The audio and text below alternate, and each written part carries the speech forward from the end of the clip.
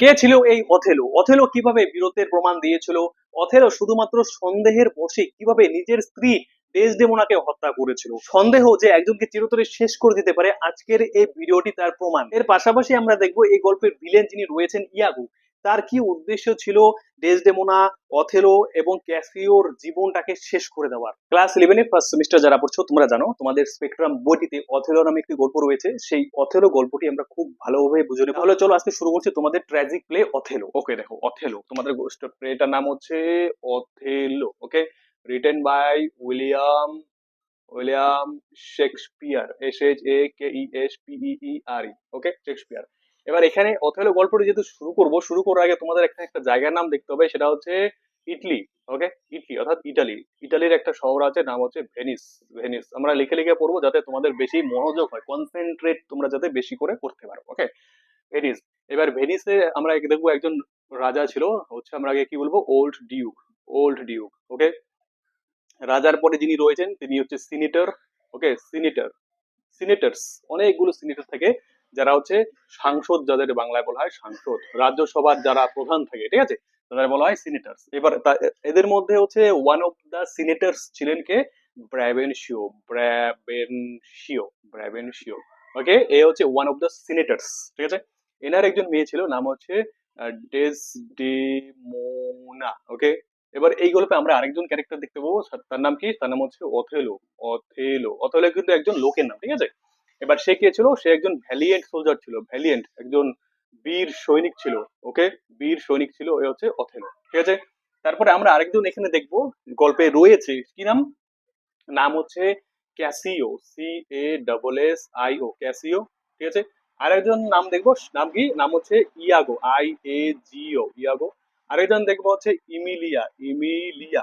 ওকে, ইমিলিয়া। আরেকজন দেখবো কি নাম, মন্টানো।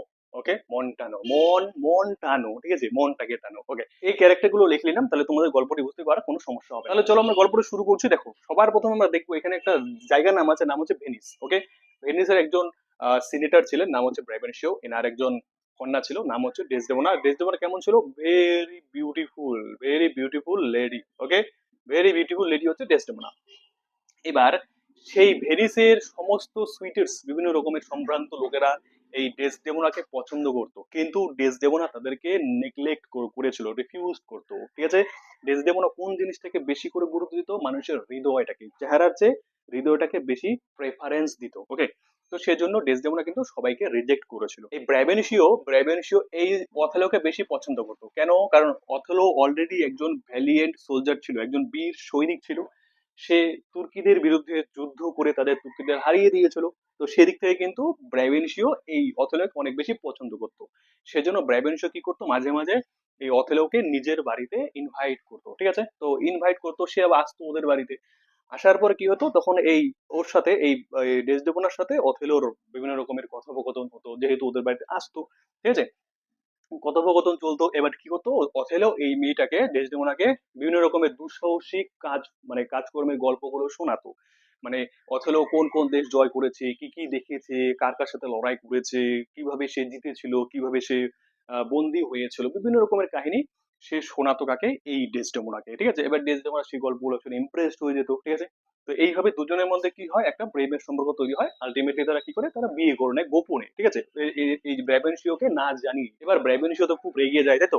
এবার ব্রাবেনশিও কি করে, ব্রাবেনশিও এই ব্যাপারটি কার কাছে নিয়ে যায়, ব্যাপারটি নিয়ে যায় এই ওল্ড ডিউকের কাছে, ঠিক আছে। যেহেতু ব্রাবেনশিওকে না জানিয়ে এরা দুজনে বিয়ে করে নিয়েছিল, ঠিক আছে। না হচ্ছে তোমার কোর্ট, এই কোর্টে অথেলোকে ডাকা হয়, ঠিক আছে। এবার ও কোর্টে ডাকা হয়, তার পাশাপাশি ডেসডেমোনা গিয়েছিল অথেলোর সাথে এই কোর্টে, ঠিক আছে। এবারে ও নালিশ হবে, তাই তো। যখনই ডাকা হয় তখন কি করে, এ হচ্ছে অথেলো হচ্ছে, মানে যেটা সত্যিকারের গল্প, বা যে ওদের দুজনের মধ্যে যে সম্পর্কটা তৈরি হয়েছিল, কিভাবে কি হয়েছিল, মানে সম্পর্কটা তৈরি হওয়ার পেছনে কি কারণ ছিল, পুরো কাহিনীটা কিন্তু এই ওল্ড ডিউকে অথেলো জানিয়েছিল, ঠিক আছে। তখন এই ওল্ড ডিউক বললো যে ডেসডেমোনার জায়গায় যদি আমার মেয়ে থাকতো তাহলে আমার মেয়েও ইমপ্রেসড হয়ে যেত, ঠিক আছে। ওল্ড ডিউক কিন্তু এই অথেলোকে সাপোর্ট করলো। এর পাশাপাশি আমরা দেখবো ডেসডেমোনাও ওই অথেলোকে সাপোর্ট করেছিল, ঠিক আছে।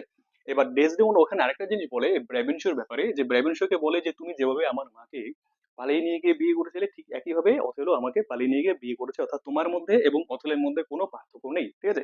এই ব্যাপারটা যখন ডেসডেমোনা তার বাবাকে বলে, তখন তার বাবা অর্থাৎ ব্রাবেনশিও কিন্তু কিছুটা লজ্জিত হয় এবং এই অথেলোকে নিজের জামাই হিসেবে গ্রহণ করে নেয়। ঠিক আছে, বুঝলে? এতটুকু বুঝলে?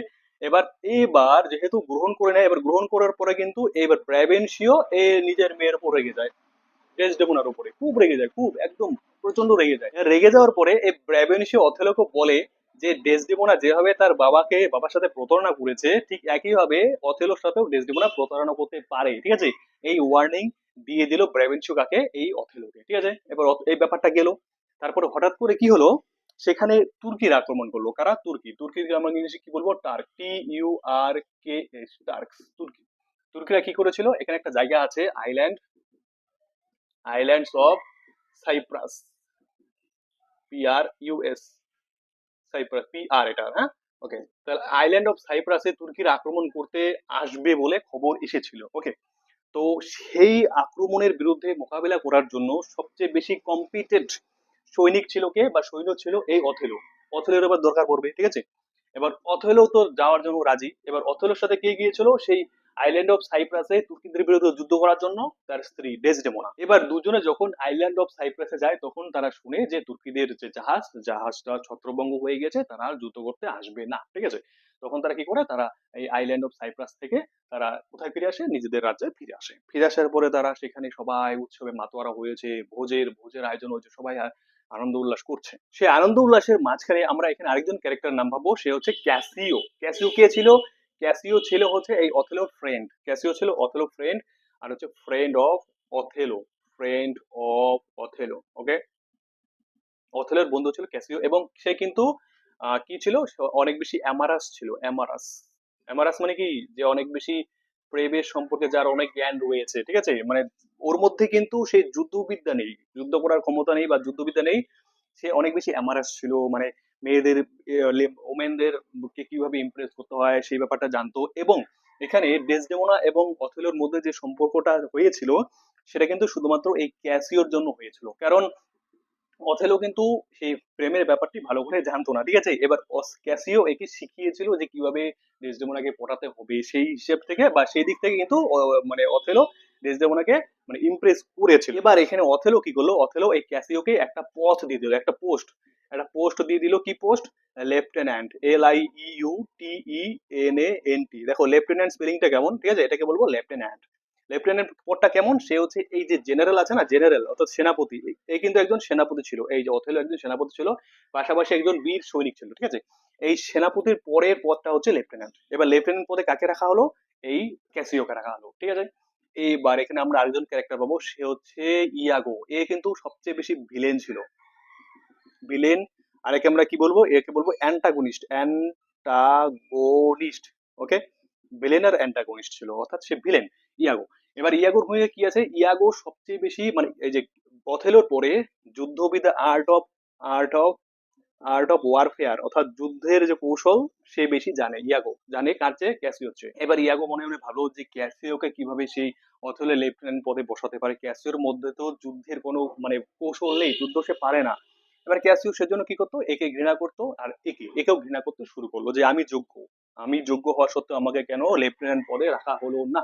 ঠিক আছে, এর জন্য কিন্তু সে চক্রান্ত করলো যে আমি কি করব, এই ক্যাসিওকে শেষ করে দিব, এই অথেলোকে শেষ করে দিব, এই ডেসডেমোনাকে শেষ করে দেবো। ঠিক আছে, এবার কিন্তু সে বুদ্ধি পাচ্ছে। এবার এরা দুজন অর্থাৎ এই অথেলো এবং ডেসডেমোনা যখন এই আইল্যান্ড অফ সাইপ্রাস থেকে ফিরে এলো, ফিরে আসার পরে কিন্তু সবাই ভোজ আনন্দ উৎসব করছিল। সেই সময়ে এই অথেলো ক্যাসিওকে দায়িত্ব দিয়েছিল যে তুমি কি করবে, সব সৈনিকদের দেখবে যাতে কেউ অতিরিক্ত পান না করে। ইয়াগো খুব ভালোভাবে জানতো যে এই সুযোগটাকে সে কিভাবে কাজে লাগাবে, তাই তো?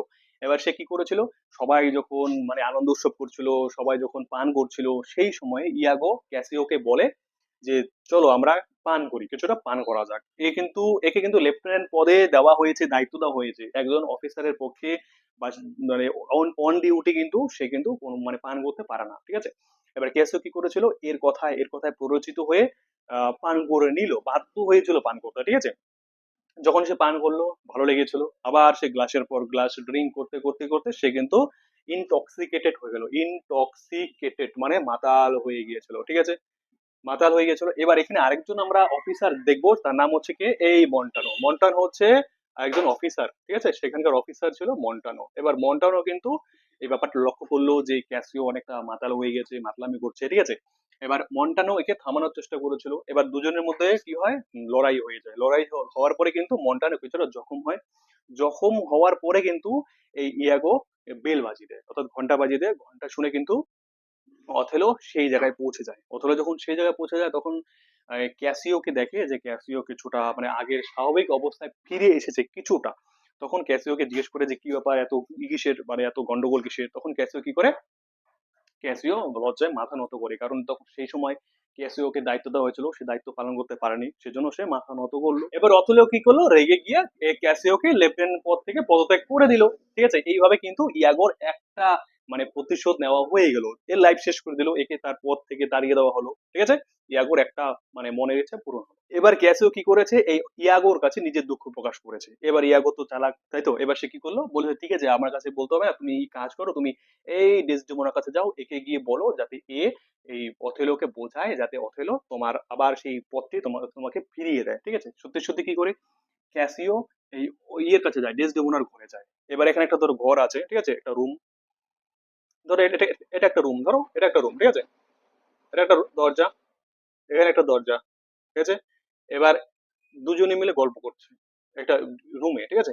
এবার এখান থেকে কি ভেতরে ঢুকলো, অথেলো আর ইয়াগো দুজনে মিলে ভেতরে ঢুকলো, ঠিক আছে, ঘরের ভেতরে ঢুকলো। ঢুকে দেখে যে দুজনে মিলে গল্প করছে, ক্যাসিও আর হচ্ছে ডেসডেমোনা গল্প করছে। গল্প করছে বলতে তারা নিজেদের মধ্যে সমঝোতা করছে, অর্থাৎ ক্যাসিওকে ডেসডেমোনা বোঝাচ্ছে, ঠিক আছে। এবার কি হলো, যখনই এরা দুজন ঘরে ঢুকলো তখন কি করলো, এই ক্যাসিও কি করলো, এই দরজা দিয়ে বেরিয়ে গেল। ঠিক আছে, এবার এখানে কারা কারা কারা কারা ভিতরে ঢুকলো, ওই অথেলো আর হচ্ছে ইয়াগো ভিতরে ঢুকলো। এবার ইয়াগো সন্দেহ করলো, কি ব্যাপার, আমার তো এটা ভালো লাগলো না, ঠিক আছে, এই কথাটা বললো। এবার সে যেহেতু চলে গেল, স্বাভাবিক ব্যাপার, তাদের দেখে কেন চলে যাবে, তাই না।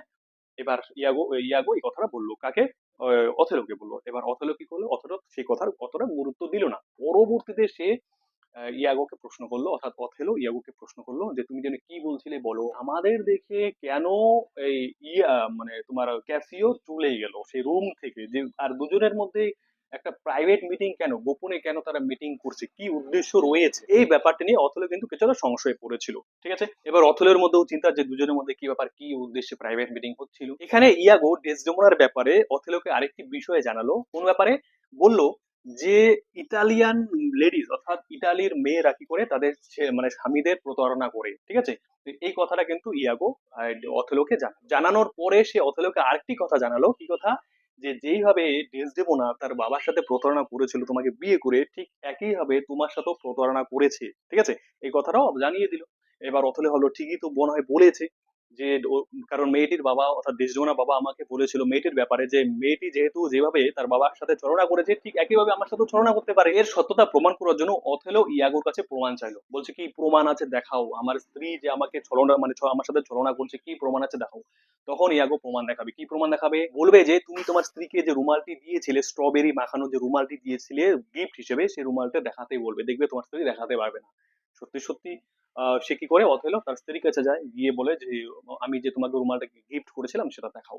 সে অনেক খোঁজে খোঁজে খোঁজে খোঁজে, তার স্ত্রী খোঁজে, খুঁজে পায় না, দেখাতে পারে না। ঠিক আছে, তখন তার সন্দেহ আরো বেশি বেড়ে যায়। এর পাশাপাশি ইয়াগো ক্যাসিওকে জানায় যে আমি দেখেছিলাম ক্যাসিওকে সেই রুমালটি দিয়ে মুখ মুছতে। এই কথাটি শুনে অথেলো তো অনেক বেশি রেগে যায়। সেই রুমালটি কিন্তু আসলে মানে অথেলোকে দিয়েছিল তার মা, এবং তার মাকে দিয়েছিল একজন ইজিপশিয়ান ম্যাজিশিয়ান, অর্থাৎ একজন ইজিপ্টের মহিলা যে জাদুকর ছিল। ঠিক আছে, এবার সেই রুমালটির বিশেষত্ব কি ছিল, সেই রুমালটির বিশেষত্ব ছিল যে সেই রুমালটা যার কাছে থাকবে তার অর্থাৎ তার হচ্ছে ভালোবাসা দ্বিগুণ বেড়ে যাবে, এবং রুমালটা যদি হারিয়ে যায় তাহলে যতটা ভালোবাসা ছিল ঠিক ততটাই তার মধ্যে ঘৃণা চলে আসবে, একটা মানে সম্পর্ক ভাঙ্গন ধরবে। ঠিক আছে, তো সেই ব্যাপারটা কি করলো, অথেলো তার স্ত্রীকে জানিয়ে দিল, ব্যাপারটা রুমালটির বিশেষত্বের ব্যাপারে জানিয়ে দিল। এবার ডেসডেমোনা খুব চিন্তায় পড়ে গেল।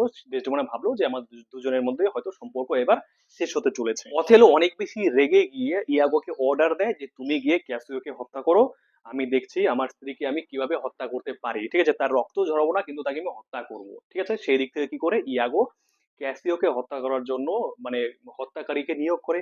এবার সেই হত্যাকারী কি করে, ক্যাসিওকে হত্যা করতে পারে না। ঠিক আছে, যখনই ইয়াগো দেখে যে সেই হত্যাকারী ক্যাসিওকে হত্যা করতে পারেনি, তখন ক্যাসিও কি করেছিল, সেই হত্যাকারীকে হত্যা করে ফেলেছিল। তো শেষে যদি প্রমাণিত হয় যে সেই হত্যাকারীকে মানে ইয়াগোই ভাড়া করেছিল, তাহলে কিন্তু ইয়াগোই শেষে মানে সমস্যায় পড়ে যাবে।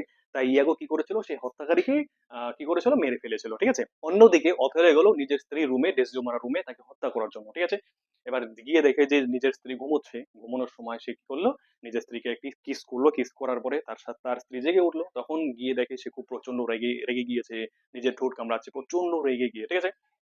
তখন বললো যে কি হয়েছে তোমার, এরকম কেন? তখন সে পুরো কাহিনীটা বললো, ওথেলো তার স্ত্রীকে বললো যে তোমার সাথে ক্যাসিওর সম্পর্ক আছে, তুমি মানে সাধারণত তুমি যেহেতু ইটালিয়ান একটা লেডি, তুমি মানে তার তোমার নিজের নিজের স্বামীকে কি করেছো, প্রতারণা করেছো। ঠিক আছে। ওথেলো কি করলো, নিজের স্ত্রীকে বিছানার চাদর দিয়ে চাপা দিয়ে দম বন্ধ করে দিয়ে মেরে ফেললো। ঠিক আছে। অন্যদিকে সে ক্যাসিও কিন্তু সেখানে ফিরে আসলো, কোথায়, যে রুমে আহ ওথেলো ডেসডেমোনাকে মেরে ফেলেছে, সেই রুমে ক্যাসিও ঢুকে পড়লো। ঢোকার সাথে সাথে দেখে যে ডেসডেমোনা মারা গিয়েছে। মারা যাওয়ার পরে সে সত্যি কথা বলে দিল। আর তার পকেটে একটা চিঠি ছিল, চিঠিটা দেখালো যে দেখো, এই চিঠির মধ্যে ইয়াগোর সব কলাকৌশল চালাকি লেখা আছে, সে কিভাবে আমাকে হত্যা করার চেষ্টা করেছিল। ঠিক আছে। পুরো কাহিনী বলে দিল, বা সে চিঠির মধ্যে লেখা ছিল। এবার সে যখন চিঠিটা পড়লো, মানে অথেলো যখন চিঠিটা বললো, তখন সে অবাক।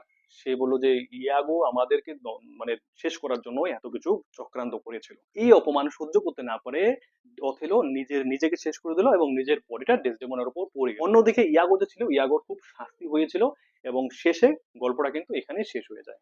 আশা করছি গল্পটি তোমাদের খুব ভালো লেগেছে। প্লট বুঝে গেলে যে কোনো প্রশ্নের উত্তর তোমরা ইজিলি আনসার করতে পারবে। কমেন্টে জানাও গল্পটি তোমাদের কেমন লাগলো। দেখা হচ্ছে নেক্সট ক্লাসে।